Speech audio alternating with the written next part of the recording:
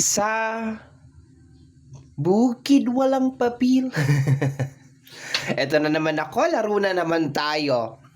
Sagittarius! Hello, my dear Sagittarius! Hello, hello, hello! Welcome or welcome back sa ating YouTube channel. My name is RJ, your tarot card reader. Ayan. So, ayan, meron na naman magtanong. Bakit po ganyan ang boses nyo? Kagigising lang. Actually, mga 30 minutes na. 30 minutes to 1 hour na akong gising. Pero every time kasi na pagkagising ko, medyo iba ang boses ko. Hindi ko alam kung ako lang ba o meron pang iba dyan. Shout out sa mga kagaya ko nagta-transform every morning. Iba ang boses. Medyo medyo galing sa ewan ko. Okay. So hello my dear Sagittarius, welcome or welcome back sa ating YouTube channel. My name is RJ, your tarot card reader. At ang gagawin natin ngayon my dear is yung ating reading para sa second half of April. This is from April 16 hanggang sa katapusan, and this is a general reading. So reminder, paalala lamang po na ang gagawin natin ngayon ay general readings, hindi po to 100% na magre-resonate para sa ating lahat. So please my dear, lower your expectation pagdating po sa mga general reading. Okay, meron na tayong star. Okay, before ko basahin tong star card natin, I would like to say thank you so much po. Maraming salamat po sa lahat po ng mga abangers natin, sa lahat po ng mga nag-aabang ng ating reading every day or every month. Thank you so much po. Maraming salamat po from the bottom of my heart. And gusto ko rin po magpasalamat dun sa lahat na nag-avail ng ating private reading. Okay, yung 40% off nag-start po noong March 13 at mag-e-end po. Okay, actually nag-end na noong March 13, 2026. So maraming salamat po sa lahat po ng nag-avail ng private reading, and don't worry, doon po sa lahat na nag-message na hindi ko pa rin po nare-replyan hanggang ngayon, as long po na nag-message kayo inside nung promo o bago mag-end yung ating promo, covered ka pa rin po ng ating 40% discount. Okay? So yun, thank you so much. Okay? So meron tayong star. Okay, so ang nakukuha ko dito my dear is yung energy mo na ang dami mong gustong marating, ang dami mong gustong maabot sa buhay. Okay. Ang daming nangyayari sa card na to. Very simple na card, pero ang daming nangyayari, no? So, focus lang muna tayo, my dear, doon sa energy na meron ka mga gustong maabot, meron ka mga gustong marating sa buhay mo. Okay, yun na nakukuha ko sa card na yan. Okay, clarify natin siya, ha? Additional cards pala tayo, mamaya pa yung clarify. Okay. Tingnan natin. Eto daw. We have here the energy of the Two of Swords. Medyo naguguluhan ka. Okay. Ang dami mong gustong mangyari sa buhay. Nakaka-overwhelm yung energy. Tapos meron kang Two of Swords, so naguguluhan ka. Okay. So expected mo, my dear, ngayong second half of April 16 hanggang sa katapusan, gusto ko to. Gagawin ko to. Etong gusto ko. Eto yan. Yang ganyan. Yang ganon. Yung, ang gulo nung energy, my dear. No? So, I do suggest, my dear Sagittarius, na isulat mo yung mga gusto mong mangyari. Kasi ako ganyan ang ginagawa ko. I write it down and parang tinitingnan ko kung nasan yung mga importante, saan dapat yung mga una. Nilalagyan ko ng mga number. Okay, ganyan ako pag na-overwhelm ako sa mga gusto ko mangyari sa buhay. Nilalagyan ko siya ng number, no, kung nasaan yung pinakauna hanggang saan yung pinakahuli. Tapos sasabihin ko sa sarili ko, okay, itong first 5, eto, at saka ito, at saka ito, at saka ito, at saka ito muna, dito muna ako magpo-focus para hindi ako na-overwhelm. And at the same time, my dear, by doing that, na-analyze ko na, ay, hindi naman dapat to binibili. Hindi naman to dapat ginagawa, okay? So take it really really slow my dear Sagittarius ngayong second half of April kasi medyo magulo.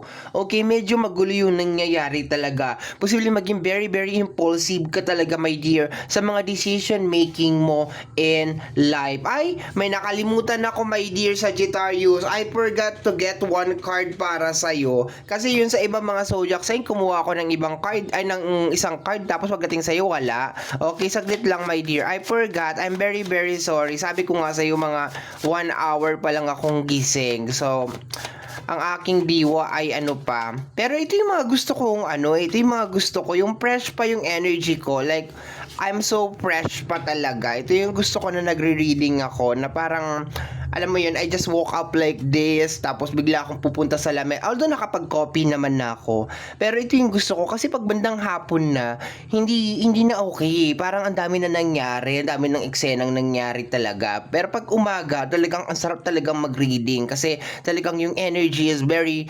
powerful talaga siya. Talagang pasabog talaga. Okay, later ko yan bubuksan my dear Sagittarius, okay? So, balik tayo sa reading. Okay, yun na nga. Medyo magulo daw ngayong second half of April. Ayan. Parang, tingnan mo yung to absorb. Parang hindi ka makapamili. Undecided. Okay, yan ang nakukuha ko. Okay, in short, magulo-gulo ang iyong kaisipan. Okay. So, tingnan nga natin, my dear. Next card.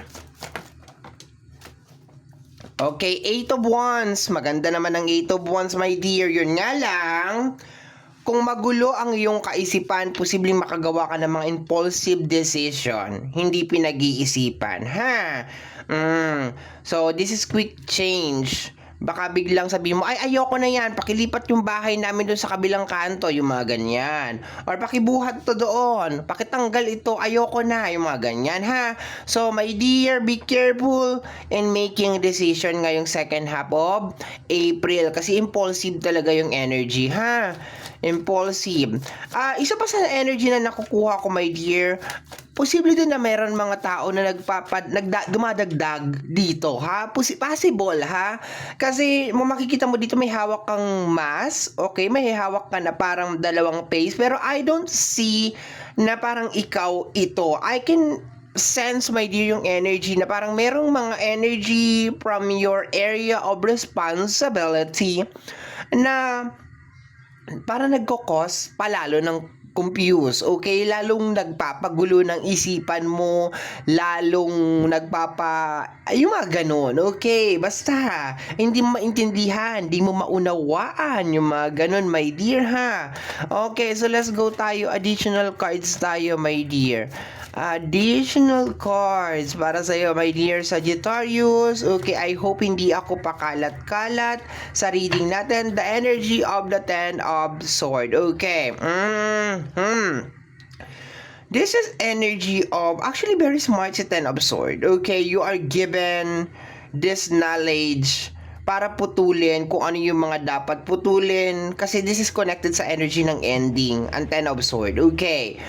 Pero, ang nangyayari kasi is naguguluhan ka. So, possible na may resistant, my dear Sagittarius. Okay, sinasabi ng universe, sinasabi ng ating buong may kapal. Sagittarius, ito yung mga gagawin mo. Ito, ganito, ganyan. Ito yung mga ikakat mo. Pero ikaw, nandun ka sa moment ng denial. Every time na connected or nakiki-involve, my dear, ang ating buong may kapal or ang ating mga spirit guide, my dear, sa buhay mo, at merong konting denial, dun nangyayari yung confused na energy. Okay, for example, sinasabi, iwanan mo na Sagittarius, makipaghiwalay ka na. Sasabihin mo naman, ay, mahal ko kasi. So, ano mangyayari?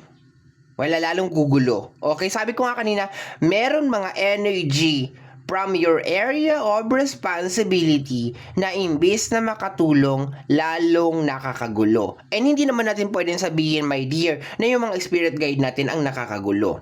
Kasi alam mo naman na they know best. Alam nila yung best para sa atin. Or yung ating buong may kapal ang nakakagulo dito. Yung ganon. Binibigyan ka na ng sign ng ating buong may kapal na, Sagittarius, hiwalayan mo na si ganito. Sagittarius, let go mo na yung ganyan. Yung mga ganyan, ganon. Kasi meron kang energy ng Ten of Swords. Ngayon ang gagawin mo, "Ay hindi, kasi mahal ko. Ay hindi, kasi may sentimental value sa akin 'to kaya hindi ko ile-let go kahit na ano na, naihiwalay-hiwalay na, wala na yung mga paa, wala ng sandalan, nag-aano na, hindi ko iiwanan 'to kahit na nakaka-occupy siya ng 1,000 square meters ng aking property, hindi ko 'to itatapon." Yung mga gano'n. Gaano kaya kalaking gamit yun 'no? Nakaka-occupy ng 1,000 square meter. Anong gamit yun, my dear Sagittarius, na hinahawakan mo, 'di ba? But I'm just setting some example, my dear Sagittarius, okay? So let's go tayo sa clarification. Okay. Tingnan natin. Ano kayang kasangkapan sa bahay yun na kayang i-occupy yung 1,000 square meters, okay? Posible naman, my dear, property. Pwede naman, 'di ba? Baka meron kang property and then nagkakagulo ang buong angkan ng dahil diyan. And then ikaw parang ayaw mong ibenta, no? So ibenta na, 'di ba? Pag ganon, ibenta na para wala nang gulo, wala nang away. Ibenta na 'yan. Okay. Kung marami man na naghati-hati, pag-usapan nyo, ibenta na. Kasi kung magpapatayo din kayo ng bahay dyan, di ba? Kung lupa man ang pinag-uusapan, my dear, ha?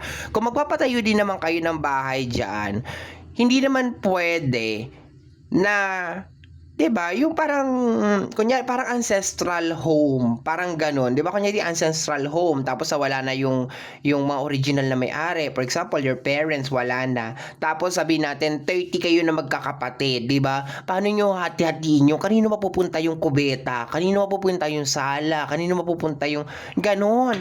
Sa akin kasi, my dear, sa akin lang, just my personal opinion, pag gano'n nakagulo, benta na. Kasi mas madaling hati-hatiin yung pera. 'Di ba? Sa akin lang naman, may personal opinion lang naman 'yon, my dear, no? Pero ikaw pa rin naman ang masusunod, okay? So let me see, my dear. We have here the energy of the Ten of Cups. May kinalaman to sa family and relationship. Okay, may mga gumugulo. Ang dami mo sigurong pangarap. Kunyari sa relationship, pangarap ko na ikasal tayo, pangarap ko na maging tayo hanggang sa dulo. Ang problema, iba ang pangarap ng isa. Ang pangarap ng isa ay bahala na si Batman. Ganon. Okay, magkaiba kayo ng pangarap. Sabi ko nga sa'yo, my dear, second half of April, meron mga very confusing na energy. Okay, may mga nagpapakonfuse sa'yo. Energy ng mga tao sa paligid mo na lalo pa, imbes na makatulong, lalo pa nakakadagdag para lalong gumulo ang iyong kaisipan. Okay, we have here the energy of the Queen of Swords. My dear, meron ka mga sign. You will be getting a lot of sign ngayong second half of April para gawin kung ano yung tama. Sa tingin ko, my dear, dun ka na lang kung ano yung nararapat, kung ano yung nararapat at tama, my dear, yun ang gawin mo. Yun na lang. Huwag ka na matigas. Huwag ka na matigas. Ay, gusto ko to kasi mahal ko siya. Eh, hindi ka naman na mahal. Anong gagawin mo? 'Di ba? Ay, gusto ko to kasi naka-sale. Eh, hindi mo naman kailangan. 'Di ba? Bibili ka ng isang bagay dahil naka-sale, hindi mo naman kailangan. 'Di ba? Oo, may ugali ka rin minsan kasi na gano'n porket naka-sale bibilhin mo, 'di mo naman kailangan, 'di ba? Kukuha ka ng hulugan, wala ka namang panghulog. Yung mga gano'n, 'di ba? Tumigil ka muna, Sagittarius, ha? I-cut-cut mo 'yan, 'di ba? Bibili ka ng something. Ito na naman ako sa sermon na naman ako. Okay, dire-diretso na nga tayo, my dear. Pasensya ka na, ha? Sabi ko sa iyo, umaga pa. Medyo hyper pa tayo nito. Okay, we have here the energy of the 10 of speed, the 5 of speed, or the 5 of sword. This is energy of abandonment. This is the time, my dear, na tingnan mo ng maigi. May naiko-contribute ba sa'yo? May naitutulong ba sa'yo? Nandyan ba during difficult times? Or nandyan siya pag okay lang yung lahat? Okay, yun ang nakukuha ko, my dear. Okay? Kasi hindi pwede na pairalin mo ng pairalin yung kasi mahal ko kasi ganito ganyan, or kung mahal mo man yung isang tao, meron bang transformation, Meron bang change? Meron bang pagbabago na nangyayari? At habang tumatagal ba, nagiging better person ba ito or nagiging worse version ng kanyang sarili? Yun ang nakukuha ko dito, my dear, okay? And hindi lamang to, my dear, sa tao. Ganun din, my dear, sa mga personal na bagay na pinagkakagastahan mo or pinagkakagastusan mo. Kailangan ba talaga ito? Healthy ba talaga ito? Meron ba? Yung mga ganun. Wala naman ako. Ayoko naman kitang pangunahan, my dear. Pero, yun ang sinasabi ng card eh. Okay, so let's go tayo, my dear. Last card natin is the Ten of Wands. Okay.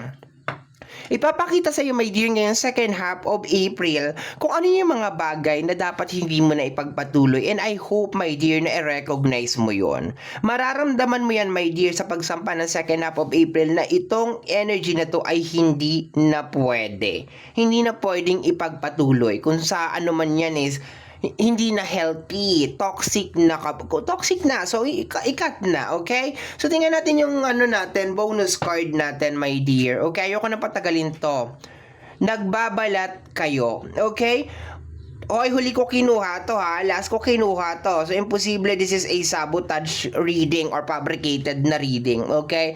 Mga energy around you, my dear, na nagpapanggap na they are supporting you, that they are helping you, that they love you, pretending, my dear. Okay? It's time to cut them off sa buhay mo. Mga energy, mga tao na nagbabalat kayo, lalong nagiging worse ang situation habang nandyan yung energy na yon. Okay? Hindi ka naman talaga mahal, hindi ka naman talaga gusto, pinapakinabangan ka na lang, ganon. Okay. So, my dear Sagittarius, yan ang nasagap natin na energy para sa yung second half of April. Always remember, mali. Ang lagi ko pong hinihiling or lagi ko pong dinadasal, una dapat to, na ang mga readings ko ay nakakatulong po sa ating lahat. Eto na. And always remember, my dear, na ang mga cards natin ay gabay lamang po. Tayo pa rin po ang gumagawa ng ating kapalaran. Maraming salamat po. 'Di ba? Ang gulo ko.